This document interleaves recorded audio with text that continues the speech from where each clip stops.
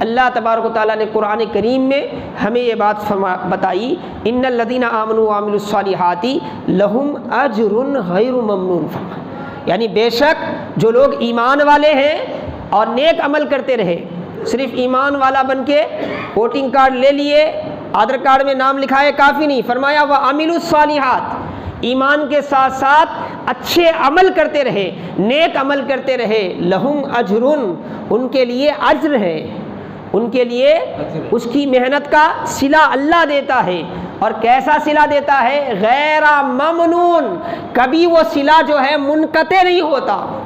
دنیا میں ہمیں اپنی محنت کا جو بھی پھل ملتا ہے دنیا میں وہ ختم ہو جاتا ہے۔ آپ کہیں کام کر رہے ہیں، مزدوری کر رہے ہیں، محنت کر رہے ہیں، 1000 2000 3000 لاکھ 2 لاکھ 4 لاکھ 5 لاکھ جو بھی آپ کو عوض ملتا ہے، بدلہ ملتا ہے، وہ 2 لاکھ 4 لاکھ 5 لاکھ ختم ہو جاتے ہیں، کسی کے 1 دن میں، کسی کے 2 دن میں، کسی کے 1 مہینے میں، کسی کے 1 سال میں، بہرحال ختم ہو جاتے ہیں۔ لیکن اللہ اپنے بندوں کو اس کی نیکیوں کا جو اجر دیتا ہے وہ اجر کبھی ختم نہیں ہوتا، کبھی ختم نہیں ہوتا۔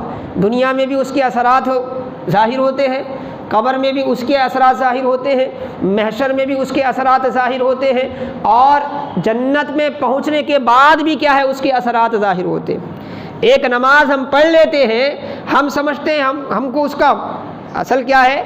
یؤمنون بالغیب میں کمال ہے، غیب کی دنیا ہم پر کھلی نہیں ہے نا۔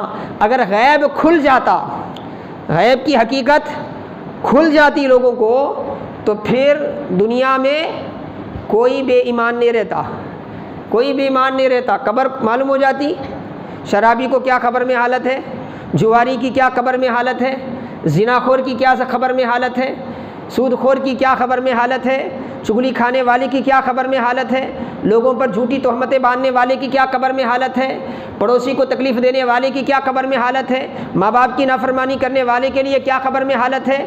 قبر میں جو عذاب ہے اگر وہ کھول دیا جاتا، ہم جیسے قبر میں مردے کو رکھ کر آتے ہیں ویسے ہی مردے کے ساتھ کیا ہوتا ہے وہ کھل جاتا، ماتے کی آنکھوں سے دیکھ لیتے، تو پھر یہ کیفیت نہیں رہتی، یہ کیفیت نہیں رہتی۔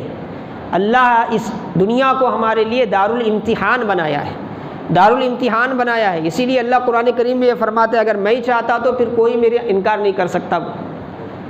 مفہوم ہے اس کا قرآن پاک کا، الفاظ تھوڑے الگ ہے، مطلب کیا ہے؟ اللہ کیا فرماتا ہے؟ اگر اللہ تمہارا رب چاہتا تو پھر کوئی بے ایمان نہیں رہتا۔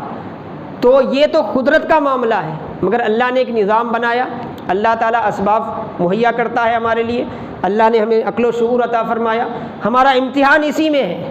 اللہ نے ہمیں ہدایت کا راستہ بھی بتایا اپنے پیغمبروں کے واسطے سے، اور گمراہی کا راستہ بھی بتایا۔ اب ہمیں چوائس کرنے کا اختیار دیا کہ تم کس کو چوائس کرتے ہو۔ اگر ہدایت کے راستے کو تم منتخب کرتے ہو تو جنت ہے، اگر تم گمراہی کا راستہ منتخب کرتے ہو تو اس کا کنارہ کیا ہے؟ جہنم ہے۔ اب تم اس کو طے کر لو، تم اس کو طے کر لو۔ اور حاضرین محترم عزیزان گرامی، قرآن کریم کی ایک ایک آیت کو اگر ہم غور سے پڑھیں تو سمجھ میں آتا ہے کہ انسان جو بھلائیاں کرتا ہے، انسان جو اچھائیاں کرتا ہے وہ کبھی ضائع نہیں ہوتی۔